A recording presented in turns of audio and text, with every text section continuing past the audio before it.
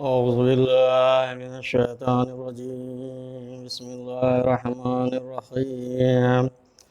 الحمد لله الذي هدانا لهذا وما كنا لنهتدي لولا أن هدانا الله.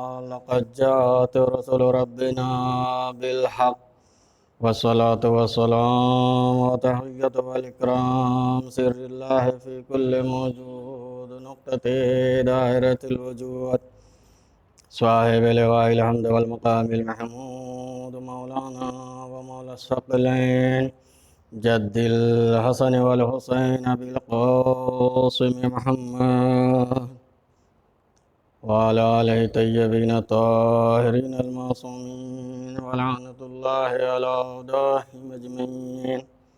أما بعد نادي عليا مظهر العجائب تجد هونا لك في النوائب.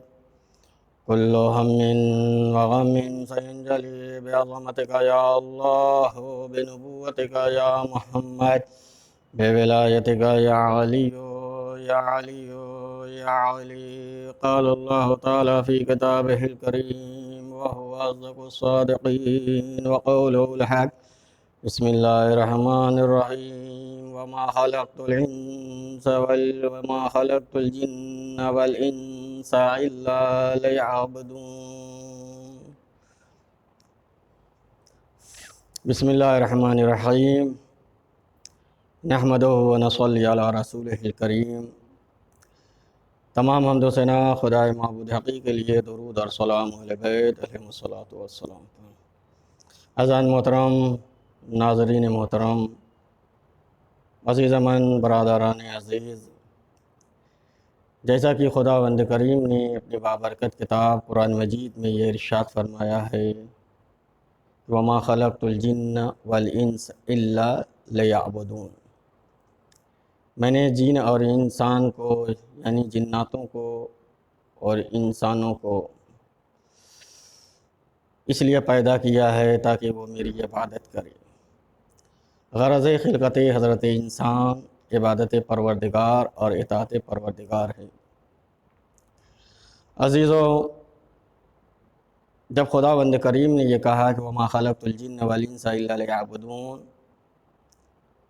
تو اب آئیے اسی آیت کے ذیل میں جو ہمارے لیے فروع دین میں جو پہلے عمل کو رکھا گیا ہے وہ نماز ہے. اور نماز جو ہے ہر انسان کے اوپر عاقل، بالغ، صحیح و سالم، یعنی مجنون نہ ہو، دیوانہ نہ ہو، ان کے اوپر واجب ہے انسان ادا کرے. اس لیے کہ امام سجاد علیہ السلام ارشاد فرماتے ہیں کہ جو شخص واجبات خداوندی پر عمل کرے وہ دنیا کا سب سے بڑا عابد ہے.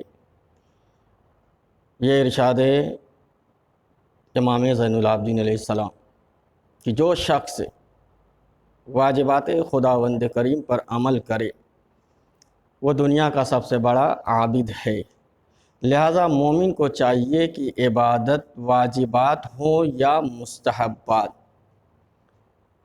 ان کی ادائیگی اخلاص اور محبت سے کرے، کیونکہ یہی دو چیزیں بندگی کی بنیاد ہے. اگر کوئی انہیں بجا لاتا ہے تو گویا اس نے عبودیت کا حق ادا کر دیا ہے. لہذا ہم آگے بڑھتے ہیں اور عبادت جو ہے وہ تین طرح کی ہوتی ہے. کچھ باتیں عبادت ہی کے سلسلے میں ہیں. موضوع ہے آج کا عبادت پروردگار کی غرض خلقت حضرت انسان کیا ہے، انسان کو پیدا کرنے کا مقصد کیا ہے. اب آئیے ہم آپ نے اور آپ کے چھٹے امام امام جعفر صادق علیہ السلام ارشاد فرماتے ہیں، کہتے ہیں کہ عبادت تین طرح کی ہے. توجہ کیجیے گا ناظرین، عبادت تین طرح کی ہے. کچھ لوگ جہنم کے خوف سے خدا کی عبادت کرتے ہیں. تو یہ کون سی عبادت ہوئی؟ یہ غلاموں کی عبادت ہے. اور کچھ لوگ ثواب مطلب جنت کے شوق کی خاطر عبادت کرتے ہیں۔ یہ عبادت کون سی ہے؟ یہ عبادت تاجروں کی عبادت ہے۔ اور کچھ لوگ صرف خدا کی خاطر اس کی عبادت کرتے ہیں۔ یہ آزاد لوگوں کی عبادت ہے اور یہ افضل عبادت ہے۔ جیسا کہ مولا کائنات نے ارشاد فرمایا ہے کہ میں نہ جنت کی لالچ میں اور نہ جہنم کے خوف میں خدا کی عبادت کرتا ہوں، بلکہ میں نے خدا کو لائق عبادت سمجھ کر اس کی عبادت، یعنی میں نے خدا کو لائق عبادت سمجھا تو اس کی میں عبادت کر رہا ہوں۔ یعنی سب سے افضل عبادت کیا ہے کہ اگر انسان خدا کو لائق عبادت سمجھ کر اس کی عبادت کر رہا ہے تو اس کی عبادت افضل ہے۔ دکھاوے کے لیے اگر کر رہا ہے، ریاکاری ہے، تو پھر وہ عبادت نہیں، وہ عبادت نہیں بلکہ وہ ایک عادت ہے۔ لہٰذا ناظرین محترم، عبادت الہی خدا کے تقرب کے لیے ایک بہترین ذریعہ ہے اور ہر شخص کو اس کے عمل کا اجر اس کی نیت کے مطابق دیا جائے گا۔ جیسے نیت الاعمال بالنیات دیا جائے گا، ہر وہ کام جو خدا کی خوشنودگی کے لیے کیا جائے وہ عبادت ہے۔ یعنی کوئی بھی اگر ہم کام کر رہے ہیں، اگر وہ اس کام میں خوشنودی خدا ہے تو وہ عبادت ہے۔ اسی لیے ہم ہر عبادت میں نیت کے وقت یہ کہتے ہیں، کیا کہتے ہیں نیت کے وقت؟ قربتاً اللہ، قربتاً اللہ، یعنی ہمارا عمل اللہ کے لیے، کسی انسان کے لیے نہیں، دکھاوے کے لیے نہیں کہ لوگ مجھے نمازی کہیں یا متقی کہیں، نہیں، بلکہ کہتے ہیں قربتاً اللہ، یعنی ہمارا عمل کس کے لیے ہے؟ اللہ کے لیے ہے۔